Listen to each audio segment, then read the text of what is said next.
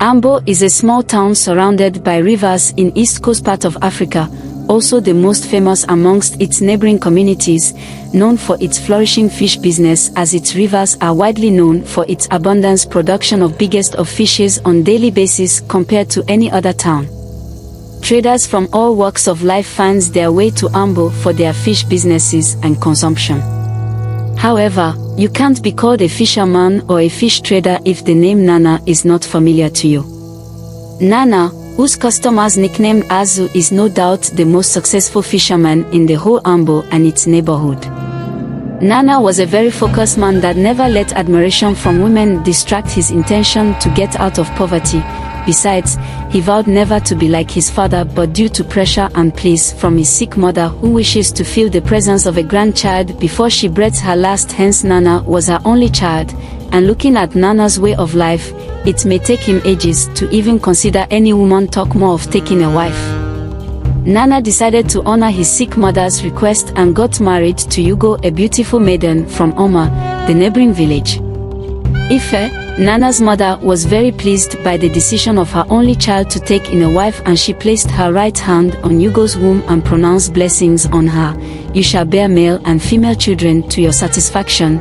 Your children shall take care of you both. You shall not experience stillbirth nor bury any of your child, Isi, exclaimed Nana and Yugo, his new wife. As nature will have it, Yugo conceived and bore a son, and he was named Ona. Ife on her sickbed became the happiest woman thereafter.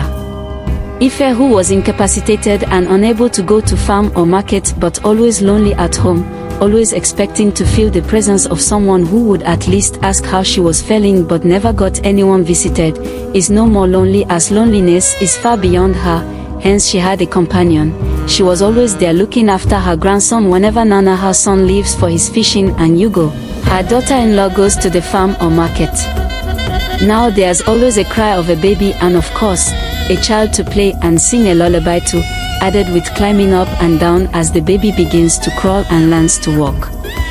The joy, the shouts and everything attached to the early growth of a child was a joy that Ife never prayed for to end, as Ona's presence seems to revive her.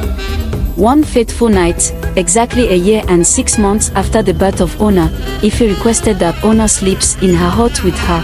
Well, it wasn't the first, second, neither was it the third time she would make such request, and it won't be the last either, hence everyone knows the level of her undying love for her grandson, so they thought. I know what she's doing, she wants another grandchild and probably doesn't want us to be distracted, says Yugo. Hours gone, it was early in the morning.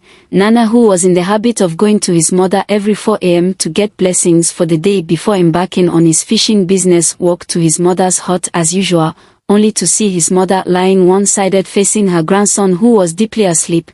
There was a deep smile on her face, which indicates how joyful she was having her grandson by her side. Mother, it's time to go out for today's business. Please, I've come to receive your blessings, says Nana. Mother, please, there is no time left. You have all the time to be with your grandson, he repeats after moments of no response. Thinking she was carried away, Nana had to touch her, only to find out she wasn't breathing. Ife had passed on. Quickly Nana called on his wife, who came and picked up Ona while he covers Ife with wrapper amidst tears. Few hours later, the news of Ife's death spread in every nook and cranny of entire Ambo and far beyond, on how Ife died smiling.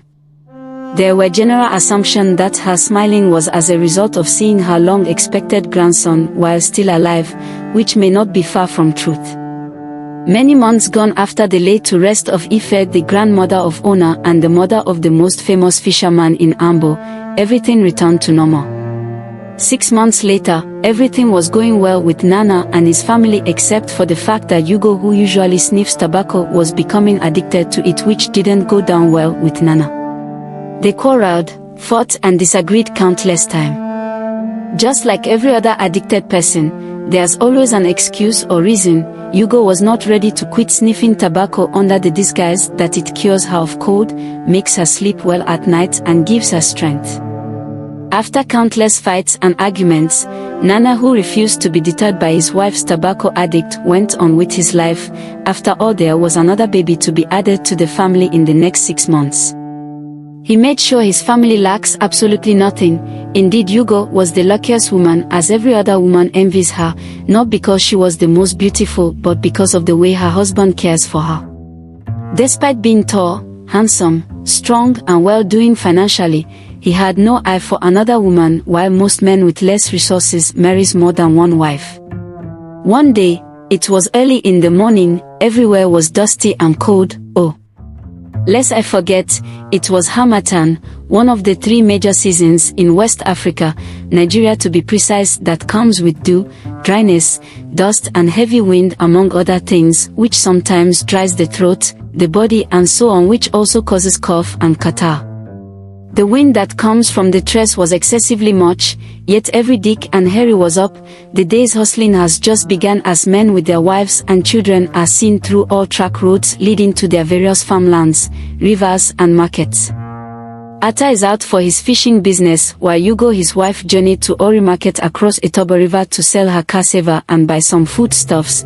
This time she had Ona stripped at her back with a strong wrapper, as typical African women usually do, since Ona's grandmother, who usually looked after him at home, was no more. After hours of selling and buying in the market, tired and exhausted, Yugo journeyed back home on foot, as there were no other means of transportation as of then for an ordinary man. On getting to Itobo River, a fierce storm battered the coast with much intense cold, and the river was so quiet and lonely except for few people that had just passed by. Yugo had to drop her basket one side and lay Ona, who was fast asleep, close to the basket, and reached out to her sniff box as usual. With her finger she tapped on it, only for the sniff box to slip off her hand and fell into the river. Yugo, who was pained and frustrated, cried out loud with her eyes fixed on the river in search of her sniff box, but unfortunately couldn't even see it, as the river has flown it away. Frustrated and devastated, tears were flowing from her eyes like that of a woman who lost her beloved husband. Yugo was not only walking but running up and down the river like someone who got a sudden strike by madness, hoping that the river would return back her snuff box.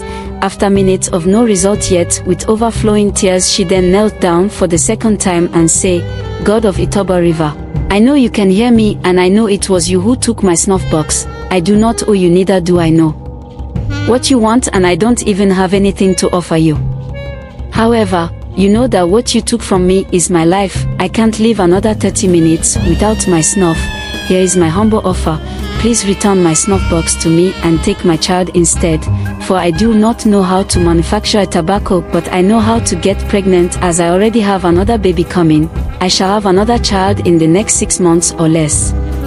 Hoping that she made an ordinary assertion, out of ignorance she never knew she had just bargained the life of Ona, her innocent child, who was innocently asleep with heavy wrapper wrapped all over him, as it was heavily windy and cold with Itobo River's deity. Please stay tuned for the next part. And don't forget to click on the like button, share and subscribe to our channel to show our support. We love you.